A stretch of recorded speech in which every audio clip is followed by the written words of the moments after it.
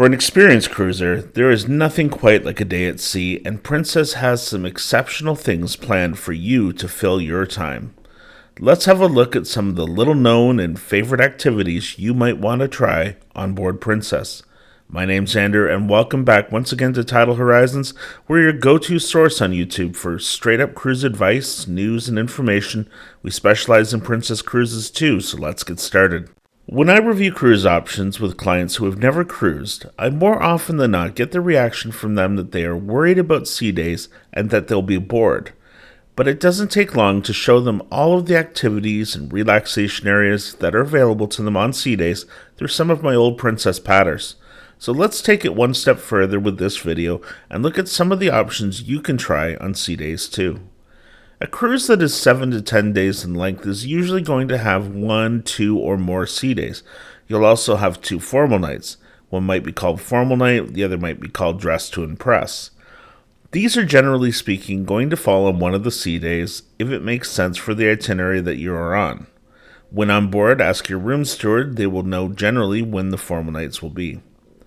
If a trip to the spa is required before formal night, they will also be able to schedule that for you, but be sure to book appointments in advance or as soon as you board the ship. If you're considering specialty dining reservations for formal night, you will also want to try to get those well in advance. It's a very popular night to try to go to Sabatini's or Crown Grill.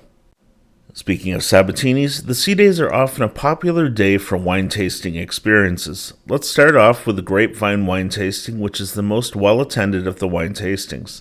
Cost at last check was around $30 per person and usually features a sparkling wine, 2 or 3 whites, and 2 or 3 reds. I've stopped attending this tasting in favor of the others though. On my last Sun Princess voyage, we attended the Super Tuscan wine tasting, which was held at lunchtime in Sabatini's wine pairings with a lunch. This was a fantastic deal and well worth every penny.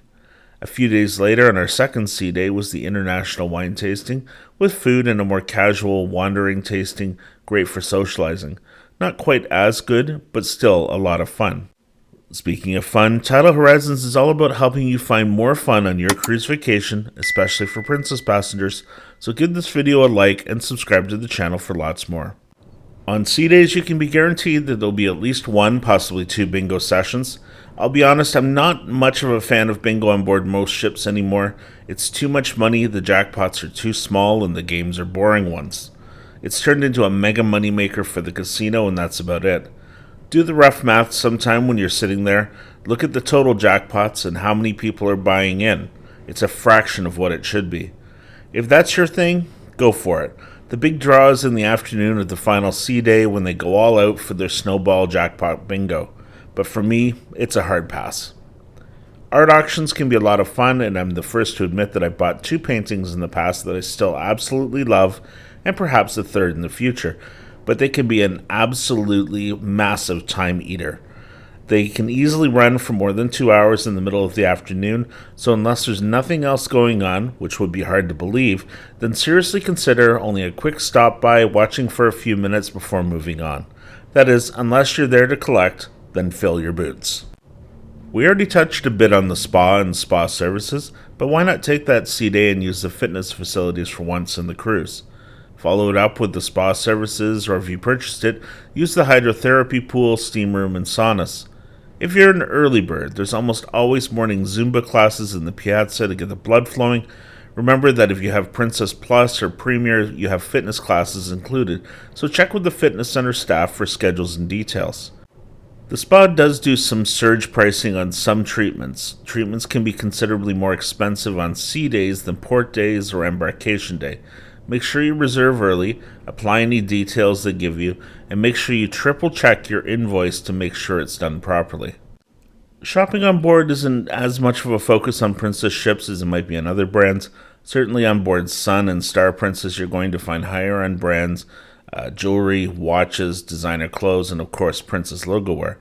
There will also be a store with personal care, makeup, duty-free, and other sundry items. If you didn't get your fill during the evenings when not in port, sea days are the prime time to shop since the stores can be open all day. Watch the Princess Patter for sales and special events as well as port shopping talks if you're interested.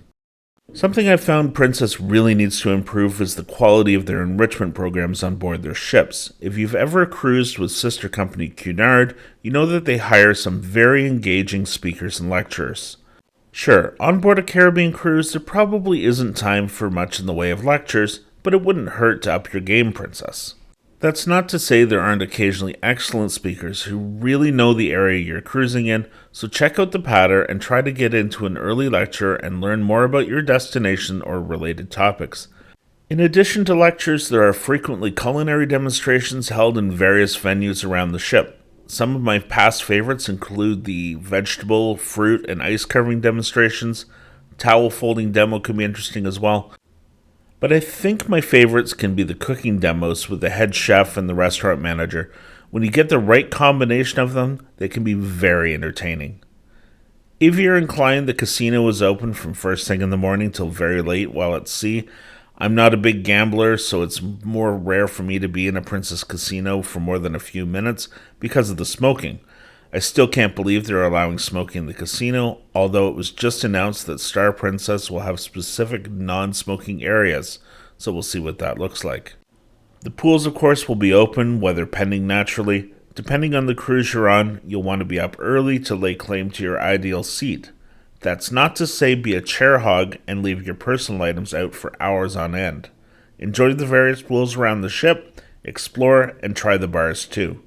I also keep an eye out for poolside entertainment with a band that plays a style of music I enjoy, or sometimes a good movie on the big screen. They'll also play big football games or other events as well. Okay, I'm a bona fide trivia nerd and I try to go to as many as possible on sea days. Usually you'll find at least 2 general trivia sessions plus music trivia. On longer voyages with multiple sea days, you might find the trivia contest that runs the entire time. Check the patter, of course. You'll be playing for huge stacks of cold, hard cash. Or perhaps a nice Princess coaster or wine stopper. In any case, it's a ton of fun. Just like I said in our Embarkation Day video, you'll want to look and see what's going on in advance in the Princess patter. There's no possibility of being bored on a sea day. We haven't even mentioned the idea of a late morning nap or an afternoon siesta. A good book, perhaps. I'm not saying to overschedule yourself, but don't leave it to chance and miss something that interests you. One final thing to consider doing on the sea day is to go visit the Future Cruise desk and either book your next cruise or put down a future cruise deposit. Princess will be running various sales that give you onboard credits for booking on board, low deposits, and sometimes special savings. If you booked your cruise with a travel agent, no problem. They'll be notified of your booking so you can keep working with them. Travel agents should be encouraging you to book on board because in the end, it's going to save you money. So that's what an experienced Princess cruiser plans to do on their sea days. They know that planning ahead is important. You can't do it all, but there's a ton of things to do. One thing you can do now is like this video, hit the subscribe button, join the channel. Thanks for watching. We'll see you next time.